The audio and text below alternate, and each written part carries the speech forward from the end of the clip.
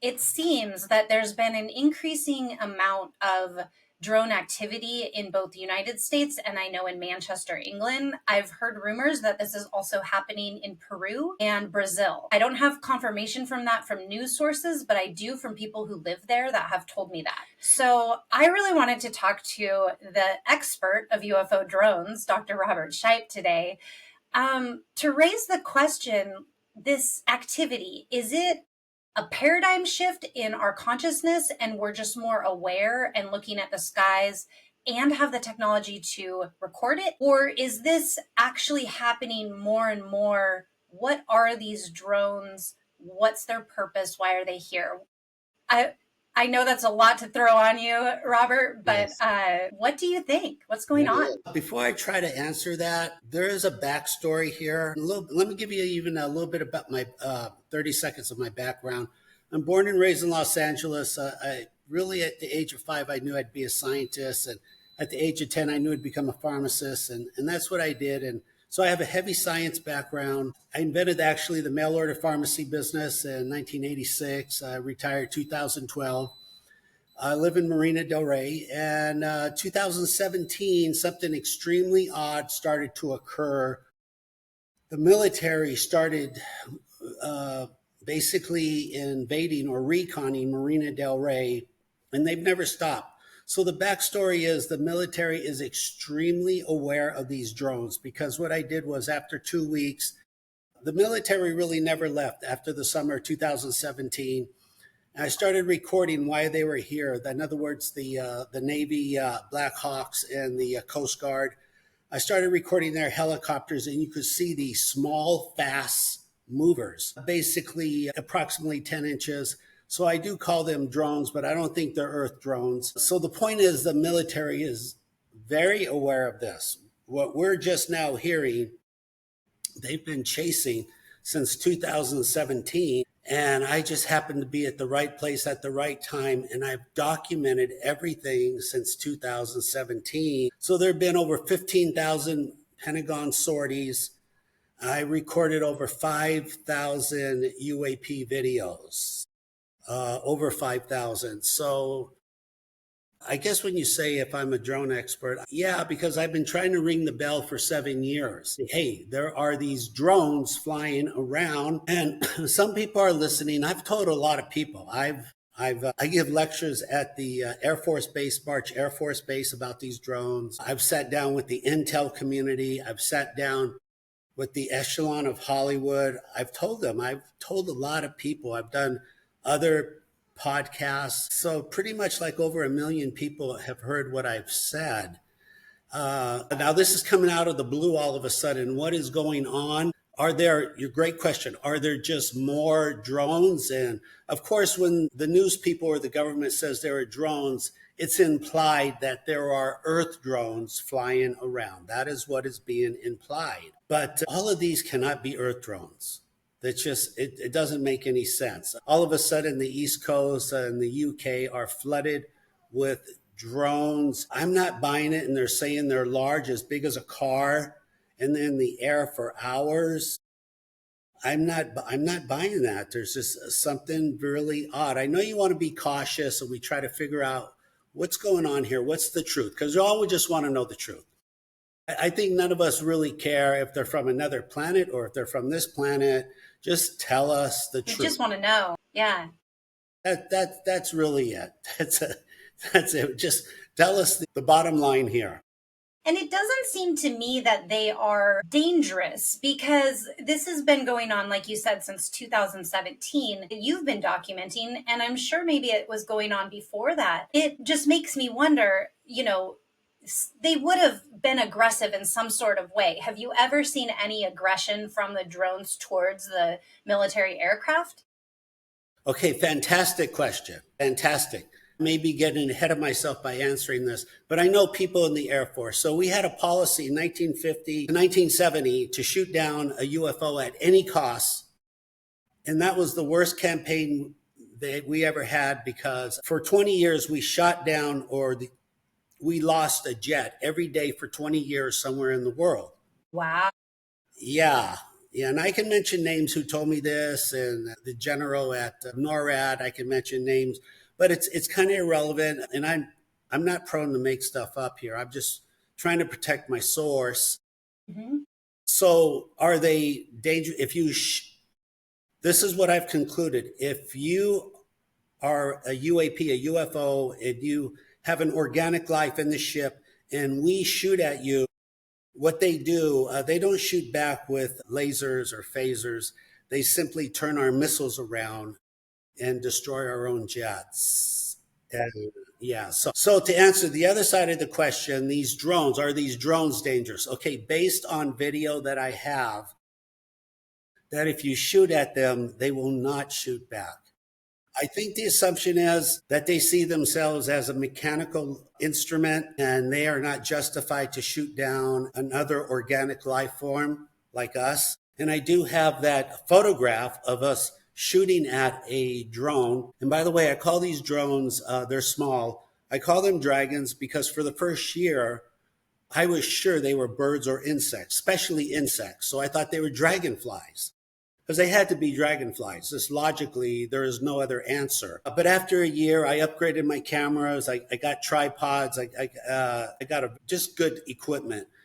And then basically within a short time, you add one and one together. These things only fly when the military comes into the airspace.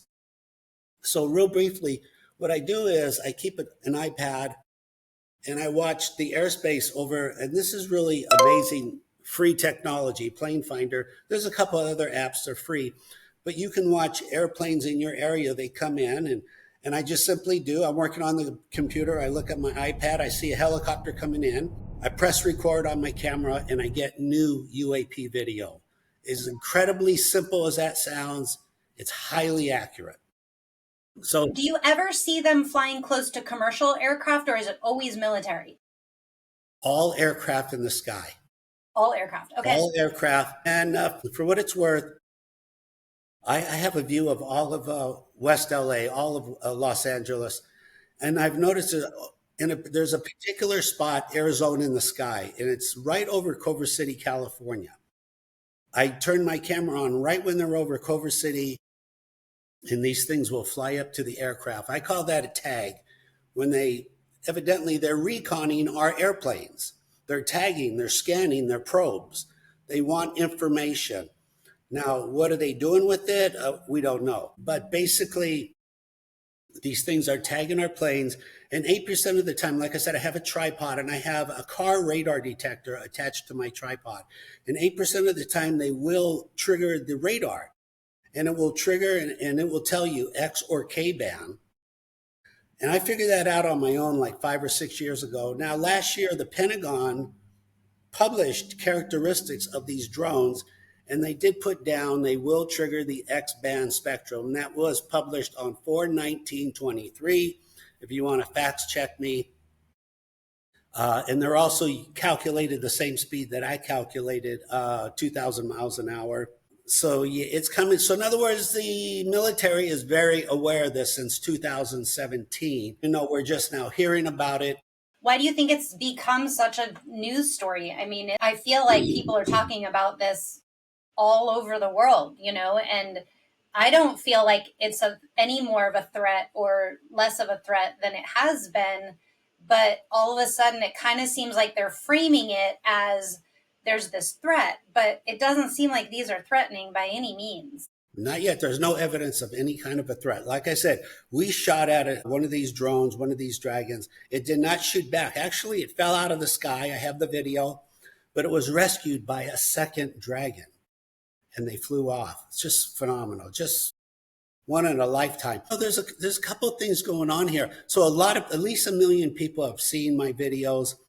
And I do say, take the dragon challenge. Go outside, hold your phone landscape, record helicopters, aircraft for 30 seconds and see if you don't see something fly. And a lot of people do, and they're recording these things and it's all over the world. And every day I wake up and in my email, I have new video, Europe, Africa. I just got a new one from Africa.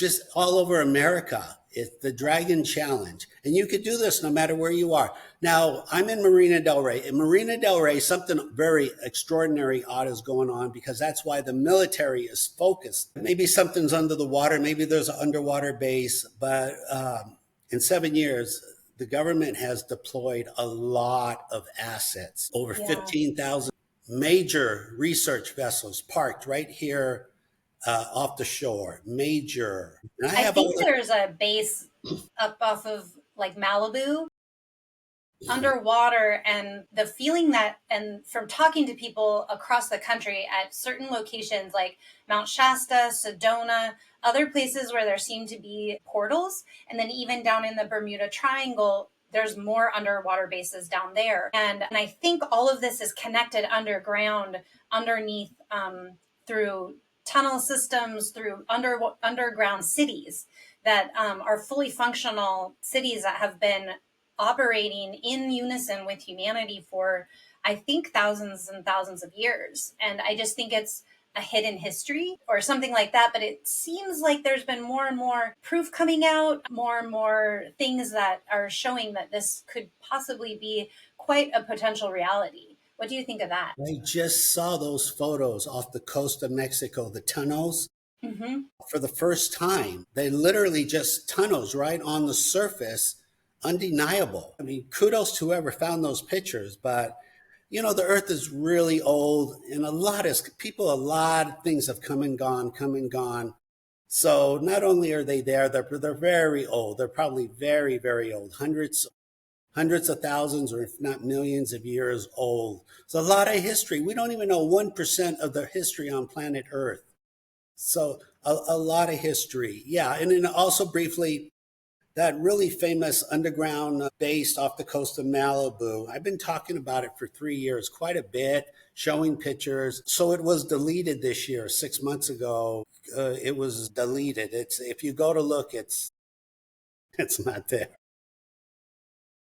It's interesting because there's areas in Alaska that the same thing has happened to.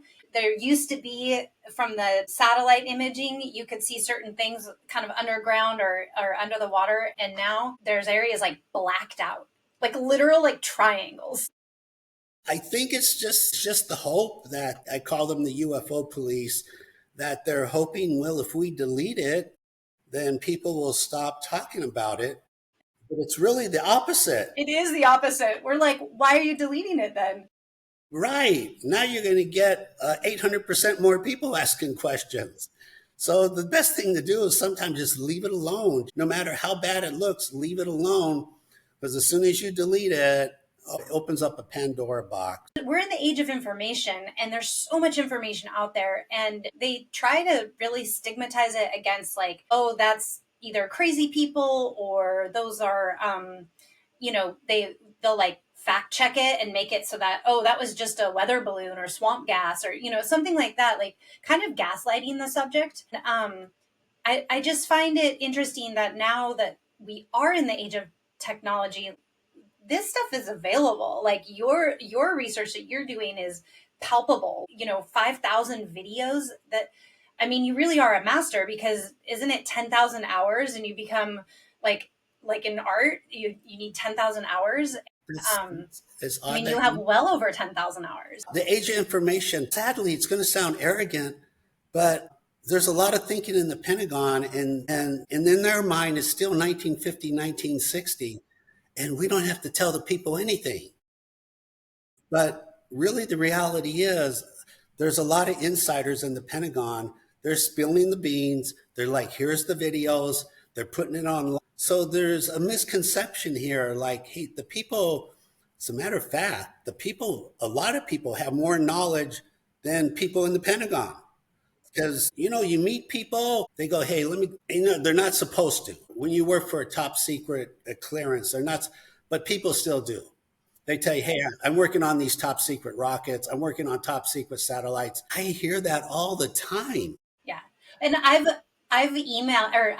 interviewed CIA agents, but they can't say that's what they do. So it's like it's either like they won't be on camera, or they change their identity, or they will only do audio, and then they want me to change their voice. You don't kiss and tell. You don't want to burn any bridges because you want to be you want to be able to pick up the phone and talk to that CIA guy. Ironically, when I say I've shared it with the intel community, I did sit down with the CIA, and they were very forthcoming and frank. And I thought they were going to be like, well, I'm going to give information. They're never going to tell me anything, but it wasn't like that.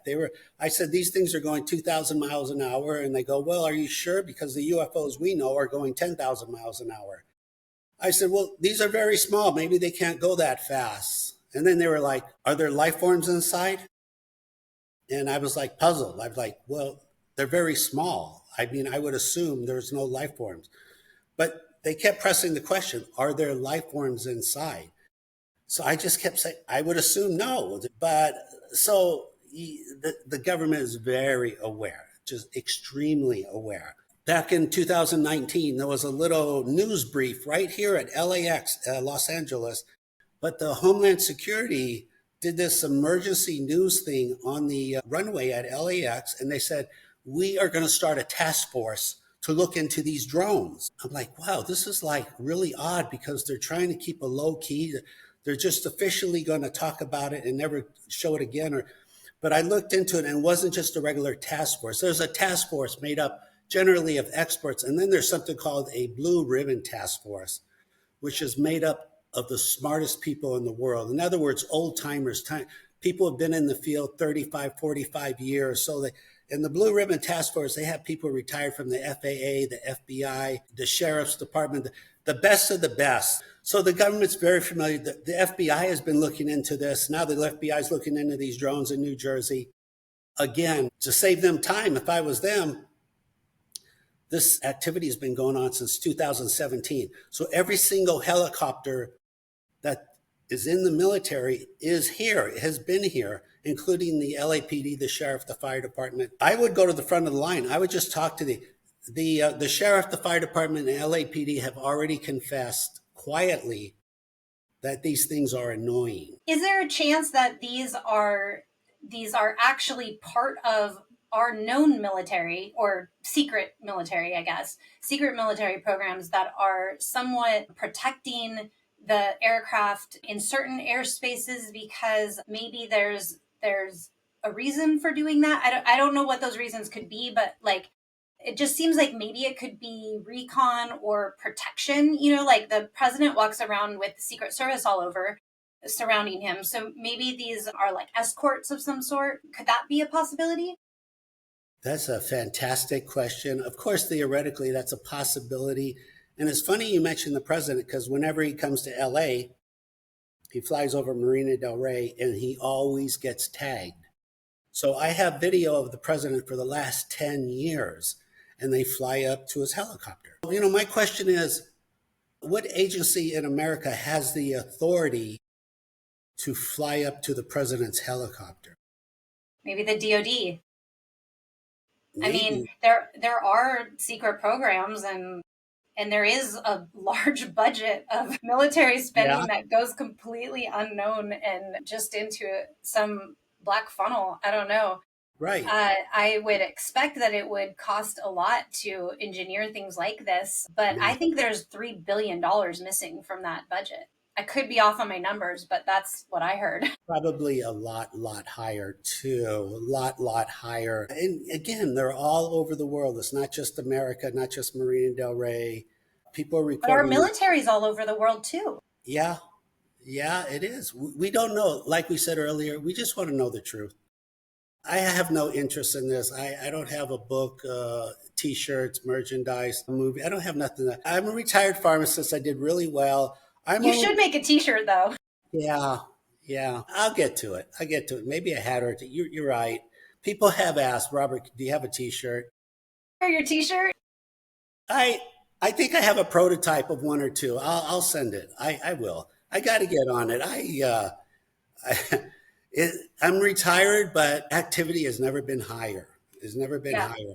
I think I'm all for encouraging things like this because I just think it raises awareness for like what is going on in the skies. Like I remember I went to Mount Shasta with a shaman, and as we were circumnavigating the mountain, we were going around it, not up it, which was interesting because when I first thought I was going there, I thought I was going to go up.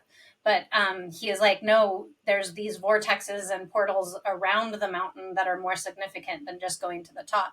So as we were like going around, he mentioned that, don't forget to look up.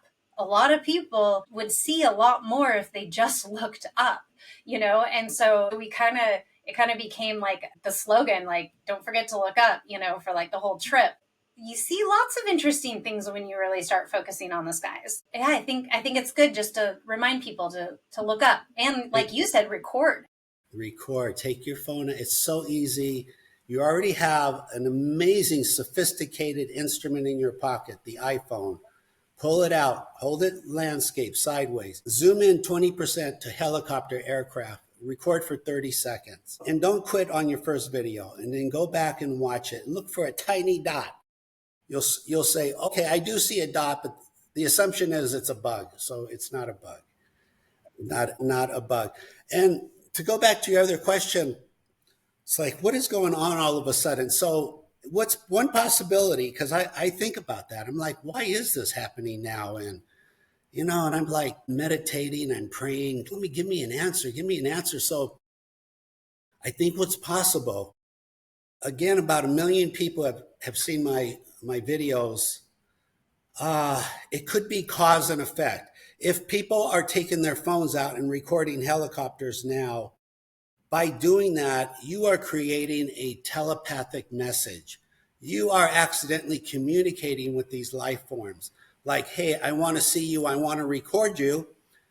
And telepathy is very real, very real. So as a courtesy, they're going to fly by. You're going to record them.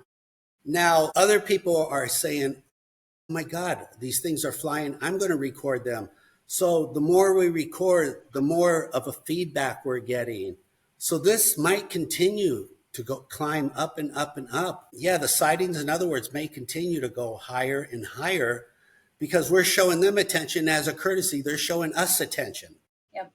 So it reminds me of when I was interviewing Daryl Anka this last summer, and he said that the ships, like the motherships, are at certain portals, and one of them is Sedona, and the ship is like higher, and then as the frequency on Earth is changing, it's getting more magnetic towards the Earth, and at one point there's going to be a tipping point where it's going to be so the ships are so low that they're easily visible because it's like a magnet. And if you think about even something as simple as the law of attraction, like where there's a feeling of magnetism, and that when you encounter something like that, you would want to go say hi to that person or ask them a question that made you curious about that person.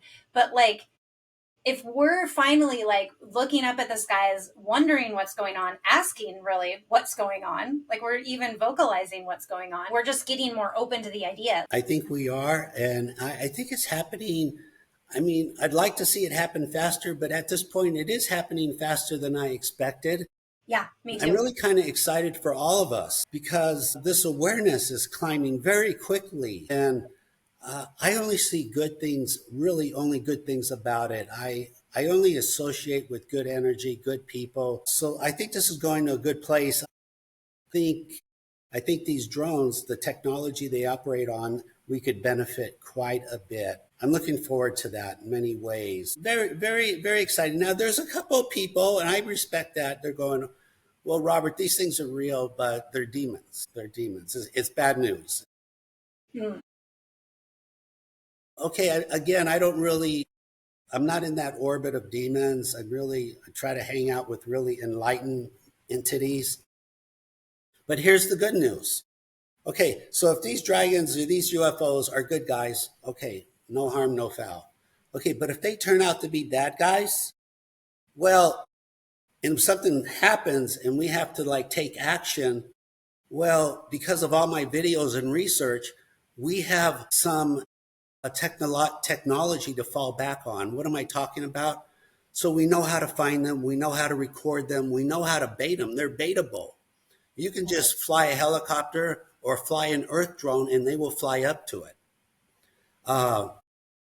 They trigger the X and K band spectrum. They actually leave an audio click on the video. So we can invent an app that when it hears these clicks in the air, it will tell you a dragon is nearby. So my point is, we can figure out a way to protect ourselves. We just won't be standing around with our hands in our pockets like, what do we do? What do we do? So there's no downside to all this. The UFO drones that are like not shooting back and not showing any sort of aggression, I feel like they have good intentions because they're not harming us or anything. They're kind of just data collecting and what is going on Earth. There's a lot of, there's still war. There's a lot of negative, dark things on Earth still. So it's like if you're off planet wanting to come on to this chaotic planet right now, you'd want people to start, like, let's not get in too deep here. Yeah, They might self-destruct. I don't know. they're these visitors. They're in like a catch-22. Like we want to help these Earth people, but God, they got to chill out. They just got to chill out, and they're hyperventilating, and there's actually no reason to. It's we really have an infinite amount of resources on this planet. It's just that there's a 1% of the people at the top of the echelon just make it hard for the rest of us. Like off the top of my head, I say this is something that will happen in 100 years. It won't happen now. Energy is a big situation Yes. on planet Earth. Huge. I get that. Yep. It comes down to energy, it comes down to electricity. So here's the amazing part. Nothing will be done for 100 years because it's so simple. It just won't be done. All you need to make electricity, all you need is hot water. You don't have to be a physicist. All you need is hot water. You say, oh, that's too easy. Yes, all you need is hot water. Well, in Yellowstone, we have enough hot water to make electricity to power the whole planet Earth. We really do. We really do. That's the coolest thing I've heard all day. And a few people will go, oh, no, Robert, Yellowstone's so beautiful. You don't want to ruin it. So in the worst scenario, if something was to go wrong, we would spill some hot water on the dirt. Well, what about all the animals that will be destroyed? Okay, I love animals. I just love animals. If I wasn't a pharmacist, I'd be a veterinarian. If we sell electricity, we could sell electricity to the whole planet Earth. It would generate $1 trillion a month. So what does that mean? Every single animal in Yellowstone gets their own private veterinarian, gets their own private living quarters. We pay off our national debt and nobody pays income tax anymore because we're bringing in $1 trillion a month forever until Yellowstone runs out of hot water, which they won't. So I'm just saying it won't happen today, but in 100 years, let's do this interview again. We'll reincarnate. Okay. We'll do this interview. So my point is we have everything on this planet. Yeah, I agree with that. Actually, we do need to do that because once we start building our own UFOs, maybe the only downside is they use an enormous amount of electricity, astronomical. And no problem, Yellowstone will give us all the electricity we need. And What then about solar? Solar is good, but it's primitive. It's a step toward Yellowstone. We can just go straight to Yellowstone. I mean, I get it. There's baby steps. There's wind, there's solar. I get it. But really, the ultimate, God put all that electricity, it's just sitting in the ground for us. He's like, Well, yeah, I mean, we have an electromagnetic grid that goes all around our planet, and we're made of electricity. We're little electrodes on our planet, so there's plenty of electricity. Like we're not at a shortage of it. No. And then also for what it's worth, besides making all this money and the extra electricity we have, we can make these giant ion cleaners. They just built one in Iceland. It literally cleans the air on the Earth. The only downside, it takes an enormous amount of electricity. But so what? So what? I mean, so we'll be able to power our future UFOs and we'll be able to clean the air. There's literally no downside. Yeah. So, I actually believe that this could happen much sooner than than you're thinking, because what I've seen, and this is not scientific, this is just like intuition of seeing the future, but I see things happening very, very quickly when it happens. Like a tipping point of like it's basically like humanity is kind of going here and all of a sudden they go this way. And it is like instantaneous in a way, like in how I see it happening. So it seems like, it might kind of come at us real quick and a little shocking, but maybe that's the best way to shift an entire planet's perspective or consciousness, is to kind of shock the system, maybe. I say, yeah, I say, let's do it. It's just so we'll be in a shock for a few months and then we'll Yeah. get used to it. Yeah, exactly. It's all benefit. It's all Yeah. upside. It will all help humanity. All of us will have a better life. It's right there. It's just for our taking here. We could do it slower. We could do it fast. So as a scientist, I say, let's do it fast. Yeah. Let's help one I mean, another. as a spiritualist, I say do it fast. It's like ripping off the band-aid. Like, let's just do it. And then we can all live in the age of Aquarius. That's how I see it. Amen. That's exactly right. And that's where we're going. And I'd like to see it happen quicker. There's no reason. I'm so tired of the future happening slow. Let's just speed it up. I agree. And that's why these videos here. I'm like, look, these things are here. Mm-hmm. Record it yourself. Let's get used to it and let's move on. And even, I'm going to say, us having this conversation, recording it, and then the audience that sees it is going to start, like, everything you do will just start rippling, which is, your 10,000 hours. I always come back to art, because I think that art is so much of, like, life is an art form, and so, like, you're making all these ripples, and eventually, like you said, your research alone could be a tipping point or a factor in why we're recording now. So you've affected 1 million people. That's got to reach a good, you're doing good work. It has. Thank you. It has. It has. I have my share of a lot of scientists are watching a lot.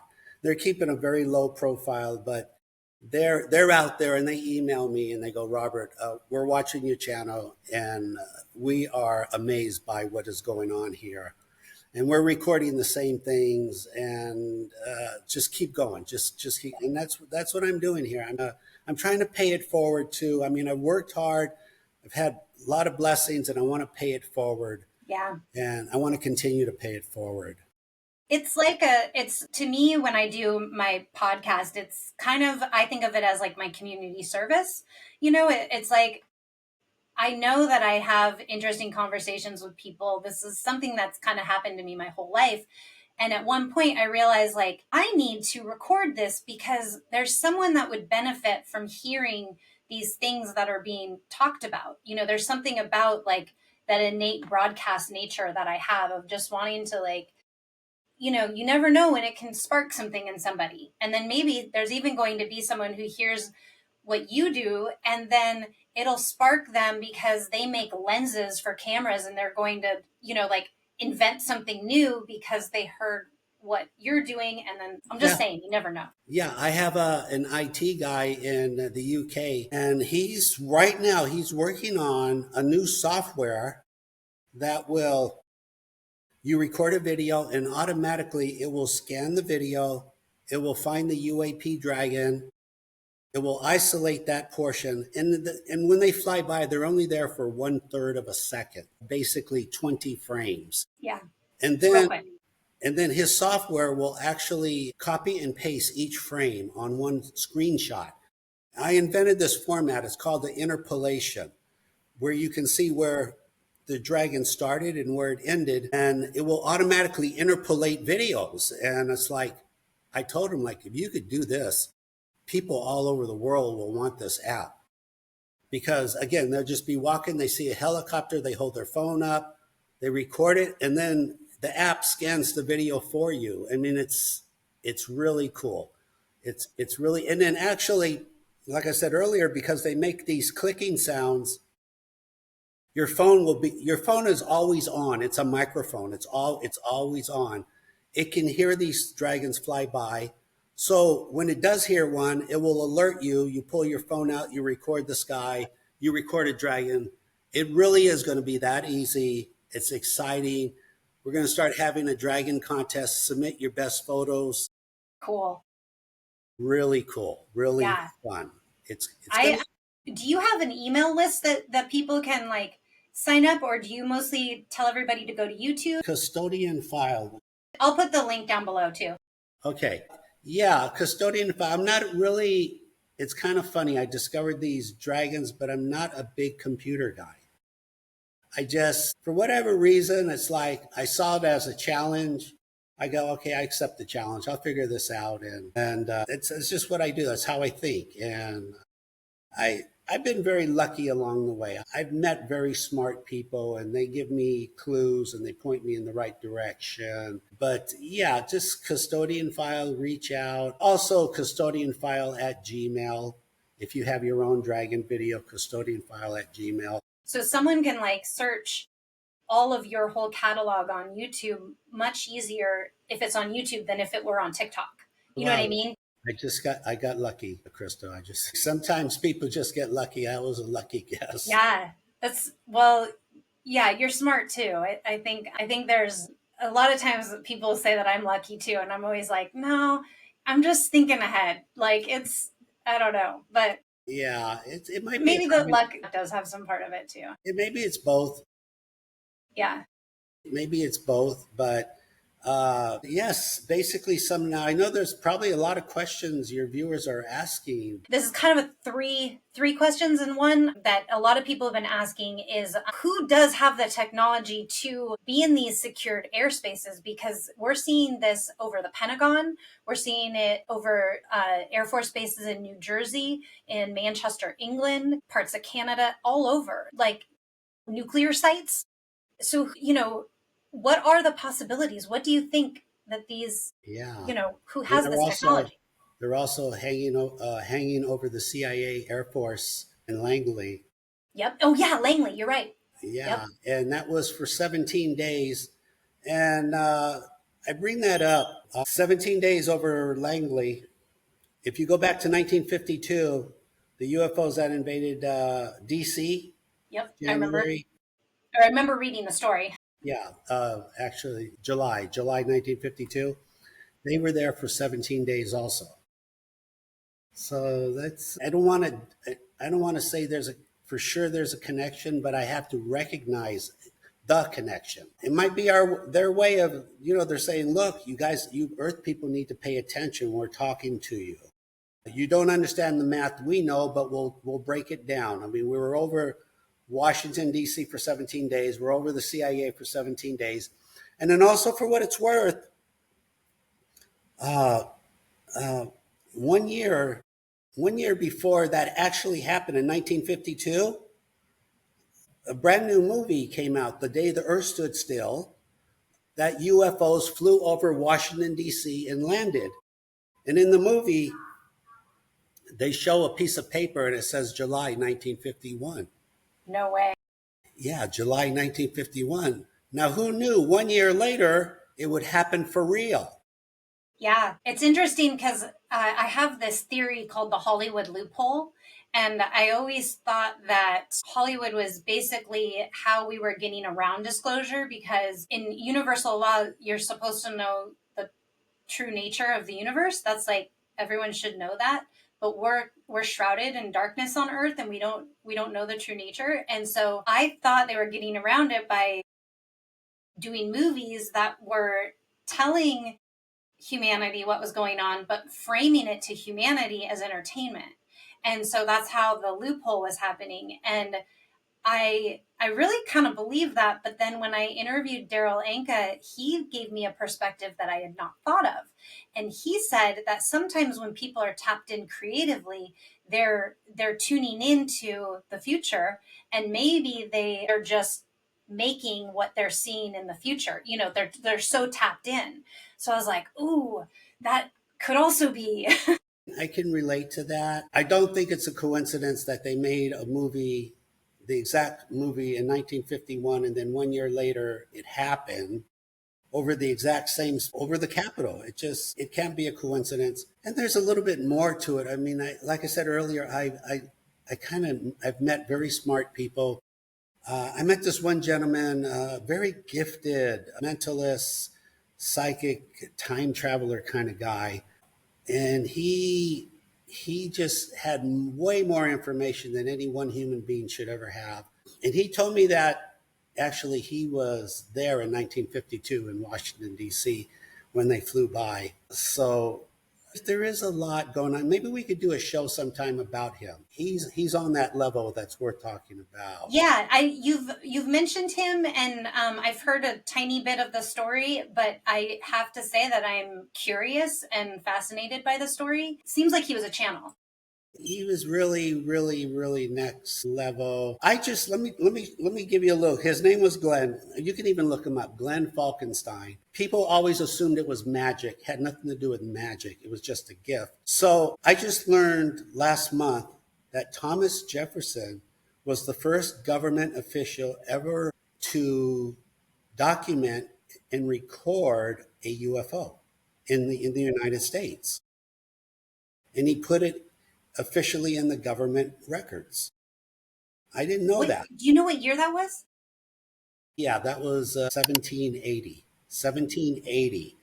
He put that in the like the Library of Congress, wherever. So I just learned this. Okay, so why am I bringing this up? So my friend Glenn, the mentalist, psychic time traveler, he told me 30 years ago, because I said, Glenn, you can read minds. Have you ever met anyone else who could do this? He goes, yeah, I know another time traveler. I said, whoa, really? I lit up like a light bulb. I mean, I like a kid in a candy store. And he was really reluctant to give me information. He gave me his name and he told me what he was doing. And the reason I'm bringing it up is I said, what is he doing? He says he's doing research on Thomas Jefferson. And I just learned last month Thomas Jefferson filed the first UFO report. So all this time you didn't know really why he was researching Thomas Jefferson, No. but now you're connecting the dots. Yeah, Yeah, yeah. that's cool. Go figure. It's like, Yeah. and it's again. I mean, this is the kind of guy Glenn was. Glenn was never wrong. He he was always 100% on target. He's not 99. He was not even 1% wrong. So I know I've been thinking about that for 30 years. It's like, wow, doing research on Thomas Jefferson. Like, where do I go with that? And then, as synchronicity would have it, yeah, look it up. Everyone, look it up. Thomas Well, Jefferson. I think that's an example too of how I feel like recently, and I've talked to other people about this, how we've jumped timelines.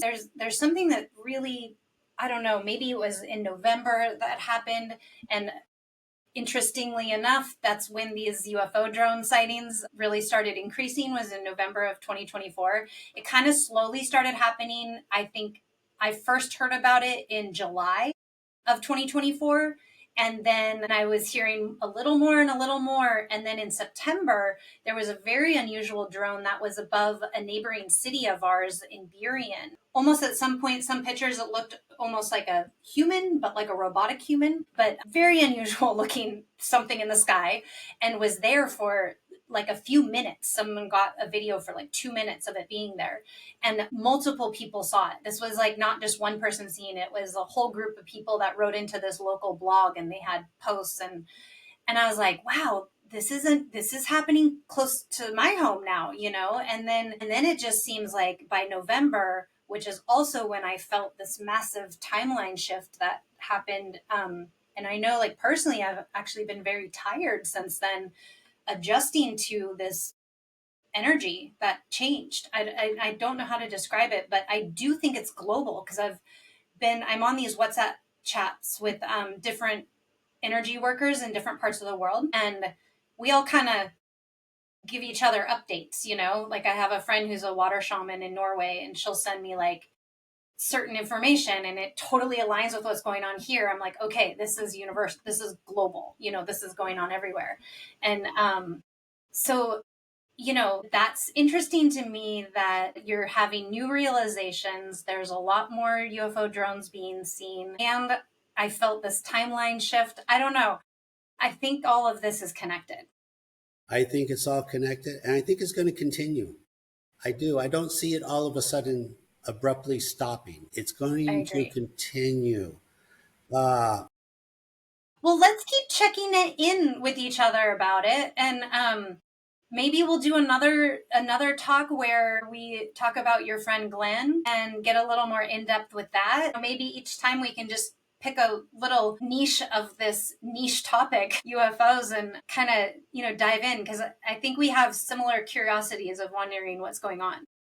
Absolutely. I agree with that. Yeah. The next time we talk about Glenn, let's go back to and bring up Mount Palomar. Okay. Mount Palomar, because this Okay. is the real deal of time travel. I Yeah. can't wait. I'm so excited. I've done one other time travel episode before, and I've been waiting for another one. So this is good. I'm excited. Okay. Well, Super. Robert, thank you so much for your time and chatting and thinking, just giving us the realm of ideas in your mind too. Thank you. I appreciate your open minding, your curiosity, and all your viewers. Thank you. You will not be disappointed. I'm really 100% on target on this. And I encourage you to check out my channel, please. And again, I call them dragons because, like I said, they had to be a bug, but they're not a bug. It's the word is getting out there now, so it's exciting times. Yeah, Well, I hope that next time I talk to you, you have some T-shirts, some merch, or something that we can. I will shoot you a T-shirt. I have 2 prototypes. I Cool. will. I will shoot you a T-shirt for sure. Awesome. Yeah. That's awesome. Well, enjoy your day. I know your phone just rang, so I'll let you get to it. And Okay. again, thank you so much. Thank you. We'll talk soon. God All right, bless. sounds good. Bye bye. Bye.